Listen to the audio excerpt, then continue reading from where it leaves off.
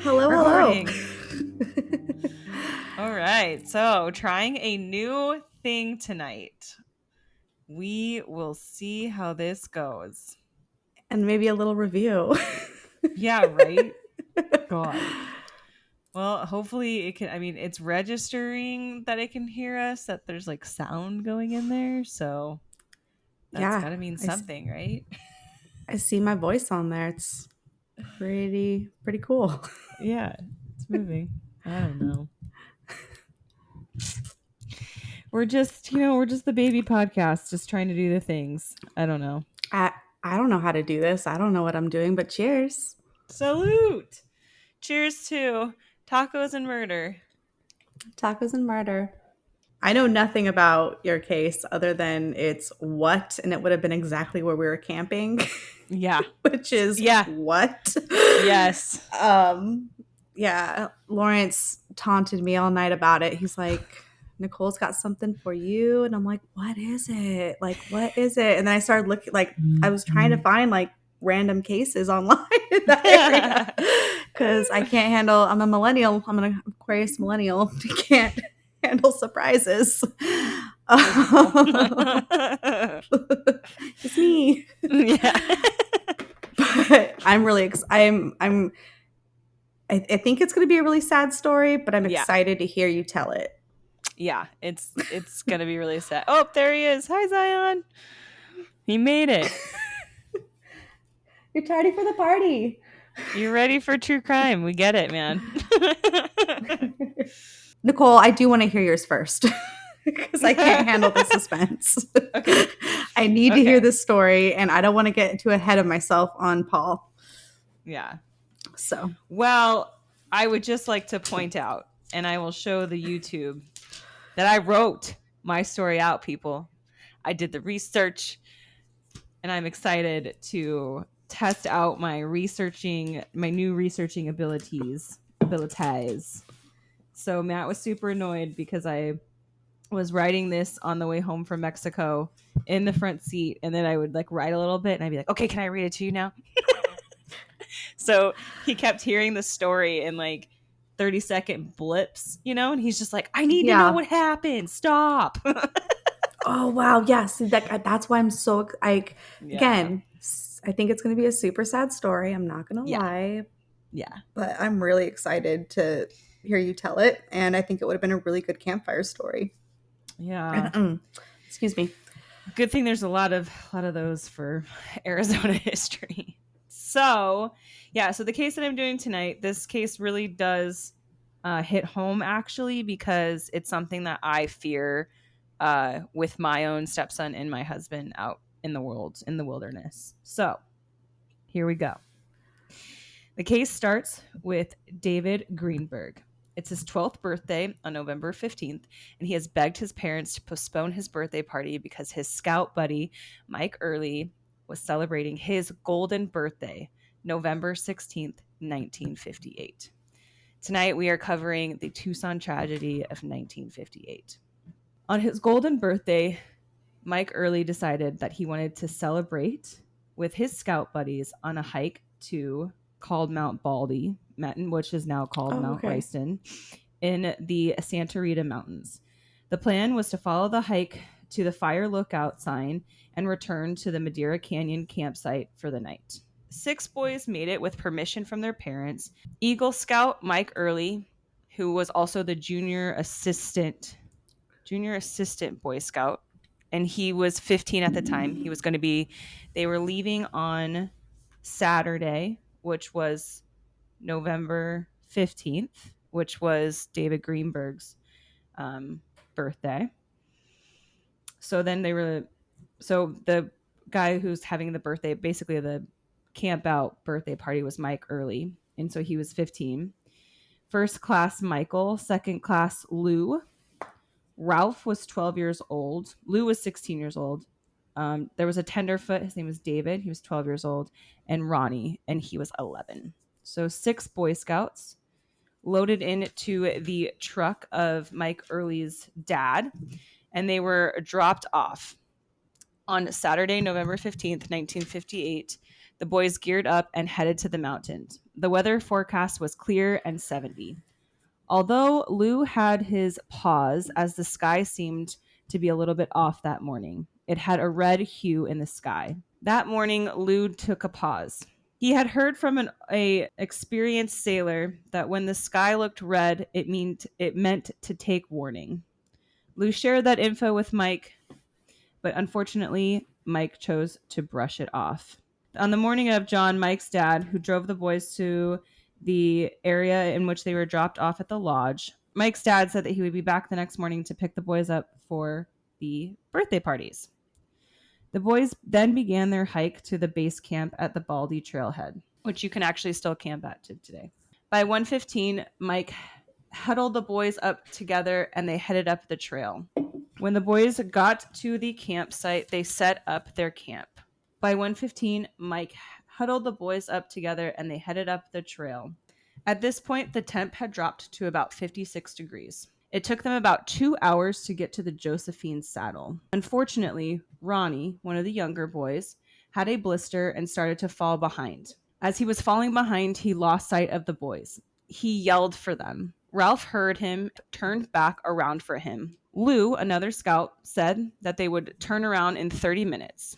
The two boys, Ralph and Ronnie, remained there as the four other scouts headed up to the top of the mountain. After some time, Lou could not convince Mike, David, and Michael to turn around. Unfortunately, Lou decided and reunited with Ronnie and Ralph, and they had actually decided to head back to the base camp. It was at this point that the weather had made a horrible turn, and the boys returned to base camp at 7:30 to find the base camp completely disheveled and gear everywhere. Around 9 p.m., the freezing rain began, and eventually that turned into snow by 4:30 a.m. The boys with little gear tried to make a fire, hide out in the outhouse, but eventually the boys had to huddle together under a picnic table with the only 2 sleeping bags that they could find for warmth.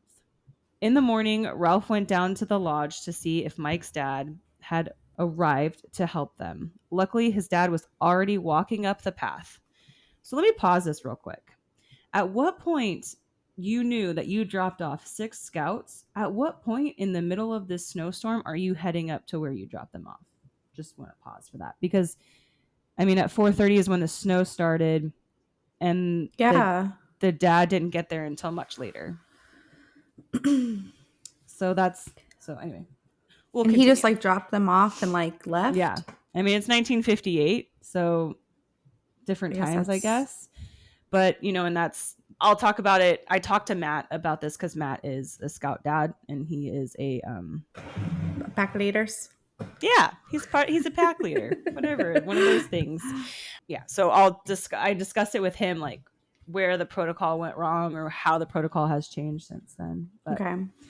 Mr. Early, when he arrived to the base camp, he told the other boys to head down to the lodge for help. When the boys reached the lodge, the phone lines were down and not working because of the storm. Luckily, there was a ham radio operator that was in the lodge that day, and he used his network to reach out and found someone in Kansas City. That ham radio then from Kansas City then was able to report back to the local police in Tucson. Crazy, right? That first ham radio call was the beginning of one of the largest search parties in history. 700 to 750 people, including military personnel, police, dogs, ranchers, and forest rangers, all tagged in to help find these boys. So 8 days later, on Sunday, November 23rd, searchers have found a potential hope of life, and by a slightly burned Kleenex was found below the Baldy saddle. On November 24th through December 3rd, searches were held every day with no luck of hope. However, on December 4th, 1958, the 50 Fort Huachuca soldiers from the 16th Signal Battalion were searching around the Temporal Canyon Trail. One of the leaders of, I'm going to say his name wrong, Mike Canag, was walking his horse down the trail. The horse began to call attention to something down the trail. Mike asked if 2 of the soldiers would check it out.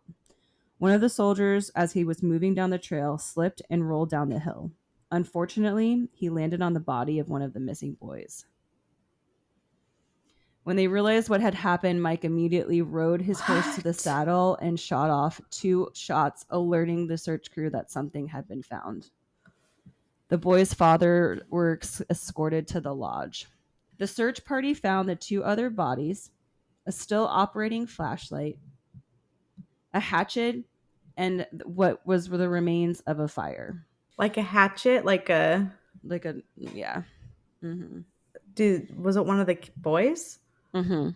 The soldiers built small rock cairns to mark the 3 sites of where the bodies were found, and then carried the bodies down the mountain. Over the years, there have been many theories of what happened to those boys up there. One could definitely assume the weather was one of the main causes of death.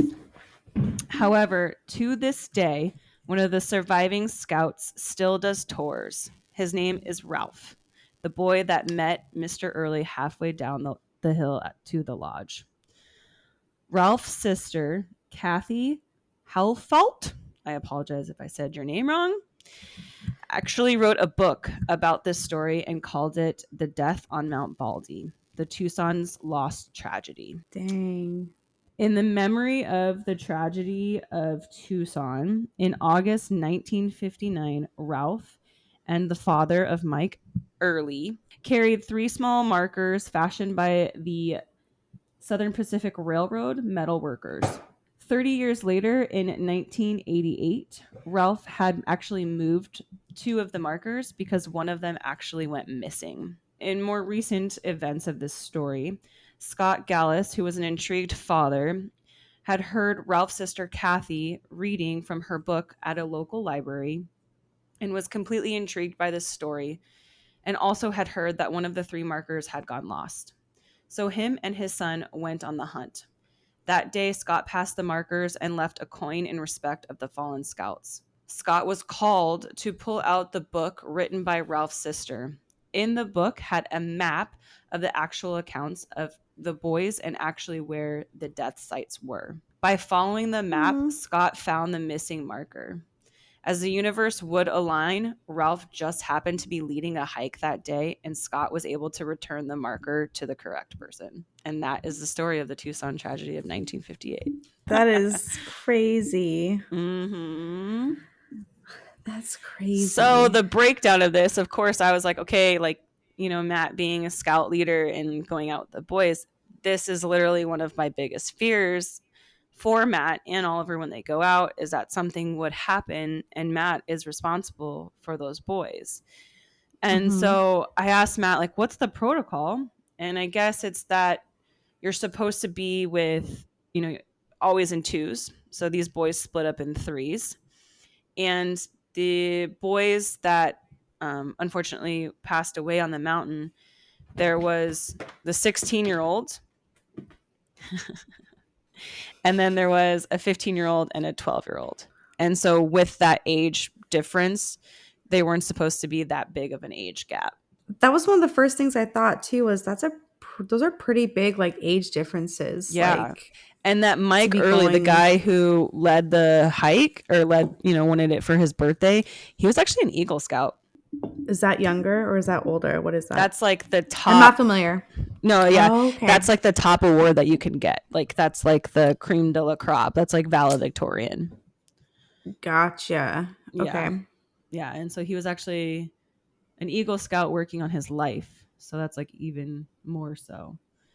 So if, according to the book, I kind of read a little bit about it, the way that the bodies were found was like there was the remains of the fire, and then it was like 15 feet was David, the 12-year-old, the 11-year-old, then 12-year-old on his birthday. And then it was like the 15-year-old, and then it was Mike, who was 30 yards away from the fire. He died on his 16th birthday. Well, that's you would assume. Crazy. Yeah, that's nuts. Mm-hmm. I mean, just that was both their birthdays. That's the part that, like, I was like, whoa. They basically both died on their birthdays. Yeah. Right? Happy motherfucking birthday. Yeah. Yeah. He just wanted to postpone his birthday. party so he could go out with the cool kids, That's all I wanted. right? Just wanted to be with the cool scouts. That's what I was totally Just with the thinking, cool like, scouts. oh man, like, cause like, right, like the older scout, the guy who's like kind of Yeah. graduated, like the 5th year senior, he's like, hey, I want to go party with you guys for my birthday, and he's like the young kid of the scouts, and he's like, yeah, I want to postpone my birthday so I can go hang out with the cool kid. Yeah, absolutely. Yeah, right? The older kid. Mm-hmm. Oh man. That's Mm-hmm. so tragic. That was 1958. November 15th, 1958. And they were found Dang. on December 4th.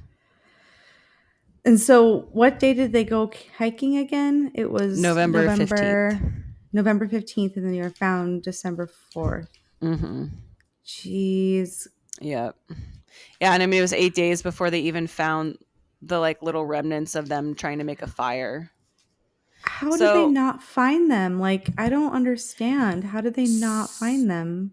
so what happened is that where the markers were was found on a different trail, and Ralph talks about in different articles just about how you can get really turned around because and I actually looked, like, if you look it up on All Trails, you can kind of see where the Baldy trailhead. So you come up to the Josephine Saddle, and then you can go one way to go up to Baldy, and you can go another way to go to do a different trail.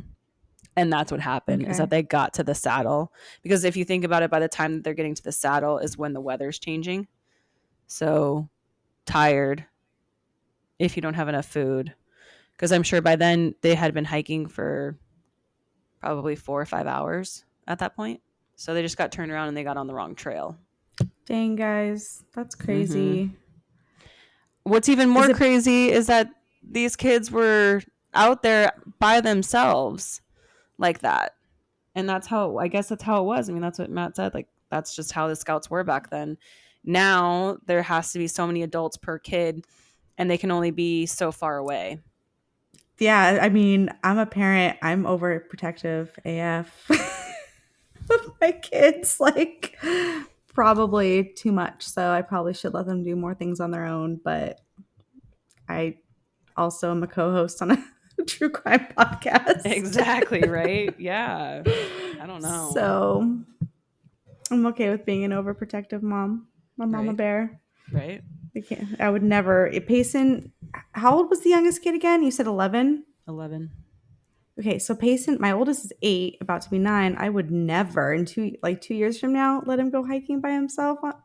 Overnight on Mount Baldy. And like No, that trail is no, not doing that ever. trail that they did is like 3,000 feet of elevation. No, that's a It's big a, old nope. yeah, that's like to me, looking at all those trails out there, because when we were for camping and stuff, we were looking for hiking, like all those trails out there are like 13, 14 miles. Yeah, I'm and sorry, and I you've ain't doing that seen in one day. no, and you've seen my kid bushwhack it, like go off the trail, and I know you're not supposed to do that, but you've seen him Yeah, do it. Like right. I still wouldn't let my kid do that. But Yeah. like you said, different time. I mean, 3 kids died, That's so I would hope that they would maybe change their policies, you know. right, right, or Even though, pay I more mean, it was, attention. yeah, I mean, although it was a freak accident, like the weather forecast just made that, that heel turn. And it does that Um, though here in Arizona. That it does mm-hmm. that here though, up high in the Yeah, mountains. It does that up on Superstition. It does that right, up on any high mountainous area. Like we get snow here. It snows in the Chiricahuas. Like right. it snows. It snows Yeah, here at high elevations. It's just what it happens. does. It's what happens everywhere. Yeah, I mean, especially in November. So, Right. yeah, Like the mountains can create their own like weather systems sometimes too. So it's like you come on now, you people. never know. You never Yeah. know.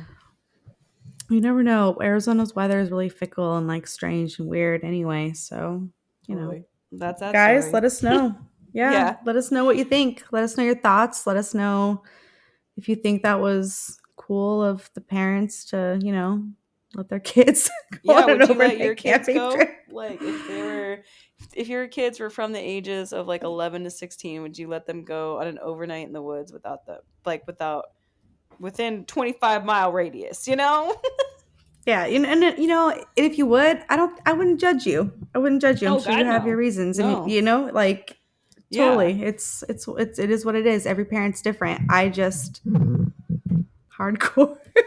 I don't know. I mean, I definitely think that watching Oliver go through these scouts, I mean, his confidence has grown. He's learned so many skills. I mean, when we go out, he teaches me stuff. So, I mean, I definitely Yeah, think that there's been positivity to kind of in a way sink or swim, figure it out. But yeah. I He's an awesome definitely, kid. well, yeah. But I think I definitely would not feel comfortable without that happening, and I'm a step parent, not like the parent. So without the parents being somewhere near, not Right. just like dropping them off, and then be like, oh yeah, I'll be 2 hours away. See ya. I'm assuming there's bears there, and I'm assuming There there's is. pumas there, and I'm Yeah. assuming there's all sorts of wildlife there that could easily eat an 11-year-old. Yeah. So I mean, there's that. Yeah. Yeah. But yeah, Um, well, let us know, guys. What do you yeah. think? Okay. Next. Cool, cool, cool. Let's get lost, guys. Yeah, let's get lost. Get lost. Yay. Get out of here. Get out of here. All right, are we going to move over to the next episode? Yep. It's the next episode. Hey, hey. I just wanted to come on here and say thank you so much for listening to our episodes. And if you have a chance, if you could just rate us and review on Apple or Spotify, wherever you stream your podcast. And don't forget, you can get us in your real-time reactions and watch our episodes on YouTube. So if you ever want to just see our faces, come give us a looky look. All right, guys, thanks so much. Bye.